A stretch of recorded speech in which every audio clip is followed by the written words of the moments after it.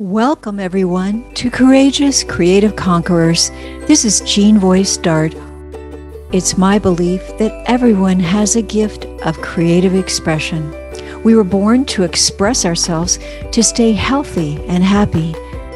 Whether you are planting a garden, writing a story, building a cabinet, sewing a scarf, or singing a song, what matters is expressing from the heart. And the creative and expressive arts are a healthy coping strategy that shifts us from trauma to triumph. So join me as we listen and learn key tips and techniques from our special guest and courageous creative conqueror. Our special guest today is Stan Schultz, creative writer, abstract watercolor, acrylic, and mixed media artist. Hi, everybody. I'm Jean Voice Dart, and this is Courageous Creative Conquerors. And my special guest today is Stan Schultz from Illinois. Hi, Stan. I'm really glad to have you here with me today. Hey, I'm tickled to be here. Yeah, I mean, we've known each other for a while, but mostly through Facebook and not really getting to know you and your life. And I just kind of am realizing now what a talented artist you are. Well, thank you. I appreciate the kind words. It's funny because I've always known I was an artist, but I haven't gotten that kind of feedback very much, so it's appreciated. You are very talented, and I haven't seen that much of it. And I'm really excited that we're going to be showing quite a bit of your art today. And let's get started. This is like an artist journey that we're going to be sharing from childhood till now and how you became the creative person that you are today. Okay, Stan, tell me about this photo here. Well, I wish you could see the whole thing because it's my mother and father and my older brother and me standing in front of one of those old swing sets. And the year is about 1949, somewhere in that neighborhood. I was born in 43, so I'm about 6 years old. And the pose that I took was I was making fun of my parents, who I was a very difficult child, but hard to control. And they used to stand there with their hands on their hips and say, "You better be." Oh, So I was showing them. I was that little bit of feisty. That was my response. you were very expressive, even as a child. A little bit of dramatic arts there. That's right. I love theater. I'm happening to notice here the uh, the checker plaid, and Oh then yeah, it's like the bottom is like some patterns. I don't know. It looks like ducks or Obviously, birds or something on the bottom there. obviously, I dressed myself and nobody Yeah, cared. yeah, yeah. Which shows me your creative flair there. It was more like unconsciousness. Oh, I need some pants and a shirt. Okay. Having fun there. I like that. Yeah. Okay, let's move on to the next one here. And you told me this is a very special kind of like second family that Yeah, you and your yeah, brother yeah. were with. It's friends of your family, but you Right. knew them very well and they're important to you. Tell us about them. Yeah. Well, that in the background is Rockefeller Chapel. That's in Hyde Park in Chicago. And Vera and Leo had just gotten married. And Vera was a doctor. She was actually a pioneering woman surgeon in Illinois. She was the first woman certified surgeon in Illinois. And she was Jewish, and she married. And next to her is her mom, Amelia. And the tall guy, of course, is her new husband, Leo, and they had Uh-huh. just gotten married. This was, I think, May of 1952. And Leo was a working man who grew up. He was from Arkansas, and it was quite a radical thing, for this accomplished white Jewish doctor to marry this black working man. But they loved each other, and Uh-huh. they stayed together till they both passed. Had four beautiful children, et cetera, et cetera. And What a beautiful photo. I love it. Yeah, yeah. And that's your brother. And can you tell us a little bit about your brother? Were you very close to your brother? Yeah, yeah, we were only a year apart. He was born in January 42 and I was born in March of 43. So we were close in age. And, we fought what like brothers do and what we loved Yeah. each other. And as a matter of fact, that later in this sequence of photos, I go and visit him in Burlington. He was a pioneer in computers. He was one of the people that helped to develop the touchscreen. And Oh my goodness. yeah. Well, let's move on here. And boy, you look something there. You look like you're ready to take on the world there. Well, I went to the York Community High School was in Elmhurst, and it was a good school, big school, and that I think I was a sophomore in that picture. And those are African totems on my shirt, and I was into that kind of primitive expression. It was really meant a lot to me. Yeah. Well, tell me about you in high school and growing up in school age.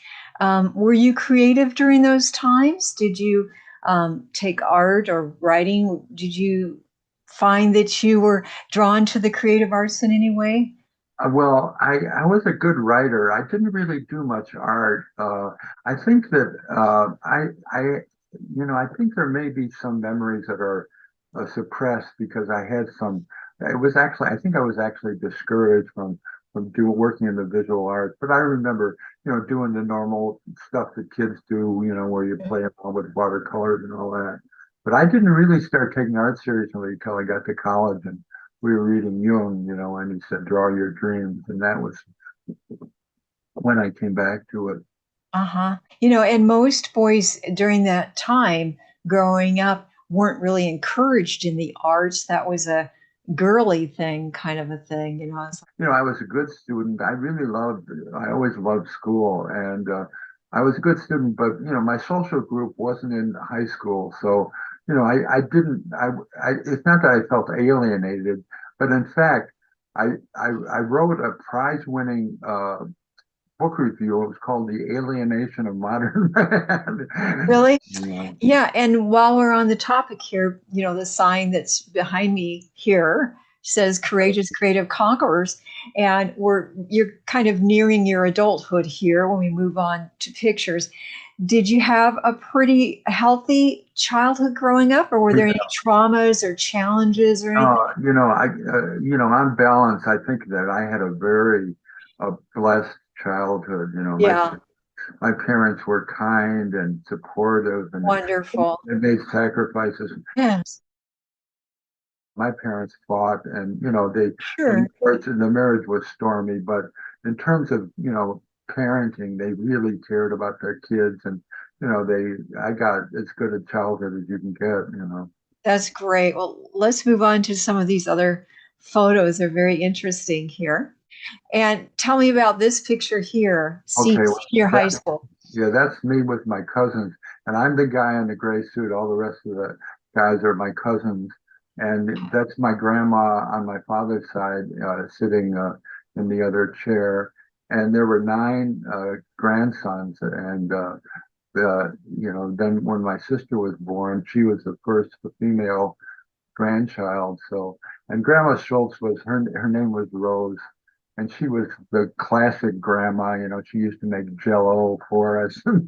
Yeah, yeah, she yeah. was she was just pure love. She Wow. And didn't have a mean bone in her body. she's surrounded by these really wonderful gentlemen with your ties on and everything, clean cut Well, looking. you have to remember that was like the early '60s. Right. Yeah. Before the revolution. For the long hair. Yeah. Yeah. What a great photo that is. That's a nice memory there. Yeah. And there you are. You look like out of some kind of a movie there.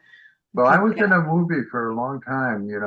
I had a lot of career instability, but I finally fell into driving a cab in around 1970, and I enjoyed the job so much that was as close as I can come to a career was and it was just sort of by default, you know. The beautiful thing about cab driving was I could be my own boss. And, you know, if I wanted to work 3 days a week, I could work three. If I wanted to work 7 days a week, it was very flexible. And, you know, Uh-huh. that suited my character. And I had so much fun driving that it rarely felt like a job, you know. I was going out and meeting people and having adventures and hearing everybody's story. And it was just fabulous. Also, you're very calm, and nobody wants a nervous and anxious cab driver. Well, I'll tell you, you know, talk about street cred. I learned so much behind the wheel of a cab. You know, I learned to be calm. You know, detachment is very important in my spirit. Yes. uh, And detachment is a great survival tool when you're in traffic, you know. And I learned the pragmatic practicality of, you know, not letting things bother you, just taking it as it comes, you know. So Yes. it was a great experience for me, you know. All right. And this looks like a very special moment here. Tell us about this. Everyone looks so happy. Well, my mom, that was from, I thought it was her 75th birthday, but it may have actually been like a 70th birthday. And, you know, she's in the middle. And of course, my mom was happiest when she was surrounded by people that she loved. She was a great cook and hostess. And anytime that she was around family, she was a happy camper. So that's, you know, my son and daughter on either side of her and my sister on the far right. And my sister flew into town for the occasion, you know. So uh, Oh, what a great photo. So let's just tell me a little bit about the most endearing qualities of your mother and what you think she gifted to you, what you learned from her. okay, well, you know, I studied Zen earlier in my life, and I realized that when I started studying Zen, that my first Zen master was my mom, you know. And I'll give you an idea what I'm talking about. I'm standing at the kitchen sink being forced to wash dishes, right? And Yes. and my mom is standing next to me, and I would wash the dish and hand it to her, and if it was clean, she'd stick it in the dish rack.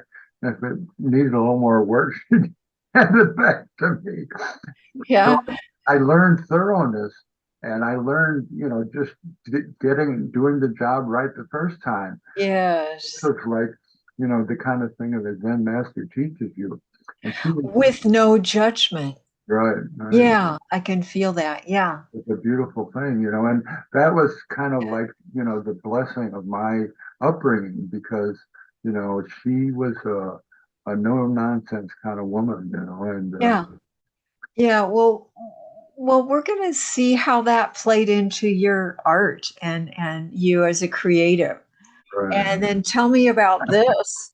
Well, that was actually much later. My grandson posed me in this picture, and he was the one who put the stuffed animal on my head. Okay, and so when did you get married? Well, actually, we didn't get married until we were together about 10 years, Sheila and I. And, you know, we never actually had a ceremony until toward the end of that period. Yeah, we were, you know, it was during the hippie era and Hippie years. Is that what you yeah, said? yeah, the Yeah. hippie era, and you know, we didn't need a piece of paper. Yeah. So it's fun interviewing you because you're very colorful and kind of breaking the barriers and that kind of thing. And I think our viewers enjoy that very much.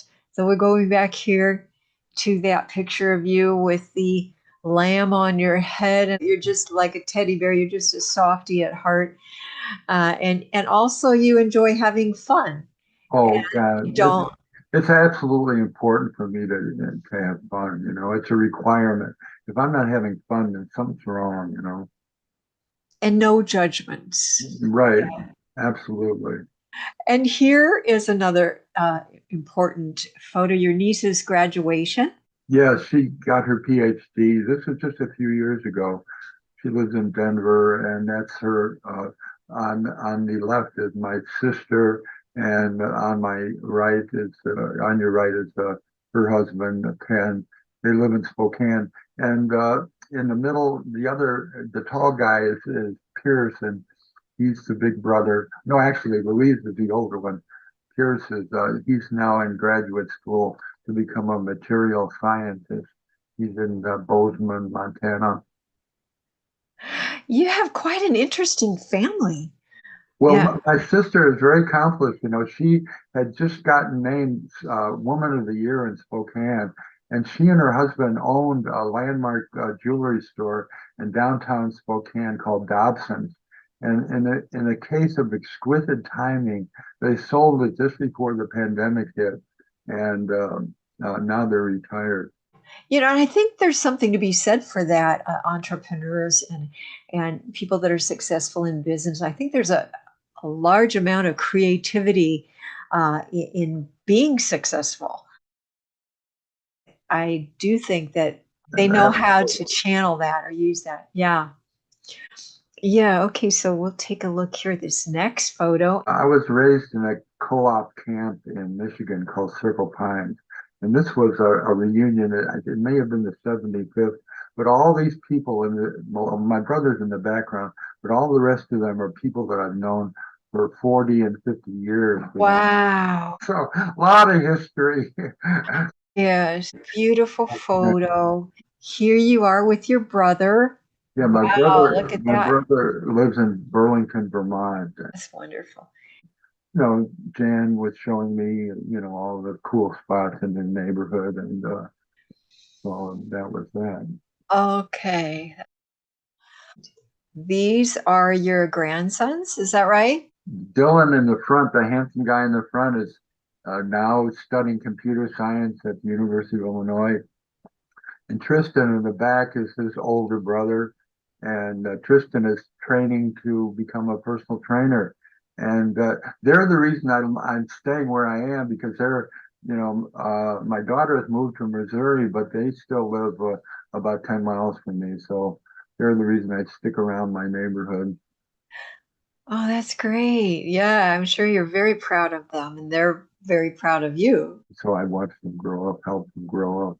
Oh, what a blessing to have you there in Hey, their family, lives. family's important, right? Yes, family's important. Yeah. Yeah, this is the last family photo here. Yeah, that's my late cat. Her name is Baby Girl, and she liked to. She's sitting up on the high cabinet. That's the kitchen cabinet. She's right near the ceiling. I called her my little Sphinx because she liked to hang out up there and just kind of look down. Yeah. Yeah, and she's not with you now. No, she passed, and Yeah. there's a lot more I could tell you about the history, but Yeah. no, I'm impressed by your organization. I've already told you that, but I'm going to tell your audience that Jean is a gifted organizer, and so Thank you. That's very kind of you. it's been a pleasure to watch your work. Well, we're all given different talents and different physical challenges in our lives to help us be the best that we can be. And I have these challenges physically, and I have to be organized. And Well, that's what's so cool is because yeah, you've gotten a message of the talent and you responded accordingly, and had to. I get drunk like a that drunk because of my eyes movement. So I have to know where everything is, or I'm spinning and fall. I've had multiple concussions. Yeah, so I have to be organized, and it has helped me um, navigate through life.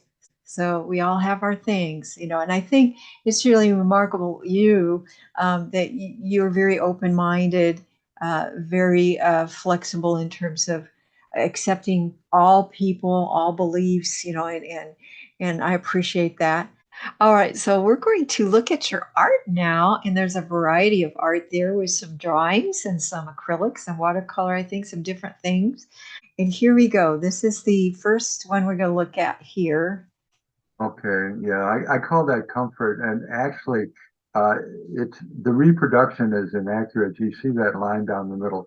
That was an error that was caused by a scan, but it was just I liked it because it's soft and organic, and I call it comfort, for that reason. Yeah, and what is comforting to you, Stan? Well, as human beings, how do we comfort one another? We touch each other. It's a very important part of, uh, you know, being human. Yeah, and here we go. I love this. And Well, I studied portraiture for many years, and this is actually the face was the focus. One of my favorite musicians was his name is Thelonious Sphere Monk, and he was a Bach musician who was an authentic genius. And so I actually met him in 1963, and we had an experience together. And I wrote a short book about it, which is going to be published soon. And this was for the cover. Actually, I did this before I even thought about the idea of the book, and it was just I really love the guy, and having met him and spent some time with him, you know, I, I, I knew him. I had a sense of who he really was. I So, love it. And it's interesting because I studied him. I just absolutely love jazz. really, And I have some of his albums, I think. Yes, yes, one of the greats. And this is a gorgeous, gorgeous portrait. Okay. well, I did portraits of people's faces, so that the face was the thing that I knew the most. Yeah, But I like that. So tell us about this one. this is an old girlfriend that I had, and she's sitting on a chair with her cat, and she's so contented, she's practically snoozing. And I like the pose so much, I asked her if I could draw her. So I love the expression. Yeah, it looks like she's in another world she may of have bliss. nodded Yeah, off, yeah. Yeah, I mean, just that she's very content. You Right, mentioned that. Yeah, right. yeah. And And yeah, wow, look at this. This is now I love this jazzy thing here. well, there was a bar on the north end of Chicago, it's a loop called Andy's, 11 East Hubbard Street, and they used to have a 5 o'clock set, after work set, where I would go quite frequently. And this was a group that played on Monday nights called the Chuck Hedges Swing-Tet. Actually, your strokes are very musical. Your the way that Yeah. you've drawn it. Well, a lot of the art that I've done has been inspired by music, and of course, here I'm listening to live music, so you can't get any more Wow. inspiration than that. I loved them every Monday night, man. I can get over there, and I started bringing my tools because I could draw them live, and that was what I did. That's a fabulous piece right there. I love that. Okay, tell us about this one. It says seven golden plovers. Yeah, well, in the sacred book that I study as part of my religion, there's a story of these birds that clear the way, that open the way spiritually. And this is trying to depict that, where they kind of push the darkness aside to make way for the higher consciousness beings to have an easier way of it. Beautiful. Now, is this like maybe chalk and watercolor or what It's is watercolor. pencil I colored? started with pencil, and then it was just mostly watercolor. Yeah, nice, very nice. Okay. And this one is so interesting. Again, it looks rhythmic. It looks musical to me a little bit. This Right. Well, lady. there I was dealing with the planes of consciousness, and how there are worlds within worlds, and the brightness of the colors reflect the higher states of consciousness, and the darker colors are the lower states, but they all intermingle and all intertwine. Awesome. And this, I love the love it. Well, in 1976, I moved to Daytona Beach, Florida, after I got divorced. And I did a lot of, I actually went down there to do portraits, but I was just hanging out and drawing sketches of the locals. So that's all I that. love it. The simplicity. It's just so nice. This is fun. Bitmap art. Tell us. When I first started experimenting with digital art, this is like an expression of, the Hindus call it prana, Prana, just the energy. I can see little faces in there. the fun part of abstract art is you can always see stuff in there, you know. Yeah. Nice. I like digital art too. Shaker of salt. Well, you know, that's from that Jimmy Buffett song, I Found My Lost Shaker of Salt. Remember Jimmy Buffett, who just passed? He was that great singer from Florida. Yeah, of course. Yeah. Right. And, you know, find my lost shaker of salt. Talk about a metaphor, you know. We all have a lost shaker of salt in our lives. And, Yeah. you know, it's a metaphor, you know. There's nothing in the painting that would indicate that. It was just the timing of the moment, you know. You know, this is a digital piece. And, you know, I like the way that it expresses three dimensions just with these fat lines, you know, and Yeah. And it, there's some texturing there. right, exactly. I mean, it's Yeah. very good, and because of the lines that were so expressive by themselves, I didn't want to, you know, go further. It was just that was just enough. It's You know? perfect. Yeah, Yeah, right. it's beautiful. Yeah. Well, I think that's the last one. We Okay. did it. Yeah. So thank you so much for this time with you Hey, today. thank you. You Oh, really. before we close, I just want to ask you to define for us how would you define a courageous creator? You know, see, part of it is it's who I am. I didn't make a special effort to do what I've done. I was just being myself, you know, and Yeah. I don't know if it's helpful for me to say that, but we all have an artist and a creative, courageous, you know, creator inside us. We just have to let him out, you know, Yeah. just give him the freedom to, you know, do his thing. And, you know, we'll be happier campers if we can do that. And I think each time something comes up that's a block, and we realize, wait a minute, why am I not doing that? What am I afraid of? You know, any kind of something, just embracing it You know, and walking through it. that's the Yeah. key thing because their life is full of obstacles, you know. Uh-huh. If we welcome the obstacles as opportunities for growth, you know, it Yeah. can turn the whole thing around because, you know, you say, bring them on, because that means you're going to learn more about Yeah. how to survive and thrive, you know. And also have fun with it. You know, something might happen that's unexpected and it makes life more challenging and even painful or difficult. But find a way to have fun with that and laugh with that and work through it because you're not going to be able to erase it. It's there. And I think when we have fun with it, there's a metamorphosis or a transformation that happens. And it no longer becomes this painful, ugly, difficult thing. It's the same thing, but we're looking at it differently. That's right. Yeah, yeah, Your attitude is your altitude. yeah, very good. Okay. And one more thing before we close, just to give a gift to someone out there that's watching and just look into the camera. And, you know, if there's someone out there that has a talent and a passion for the arts, what words would you say to that person right now out there? Okay, you've been given a gift, but there's a process with the gift, you know.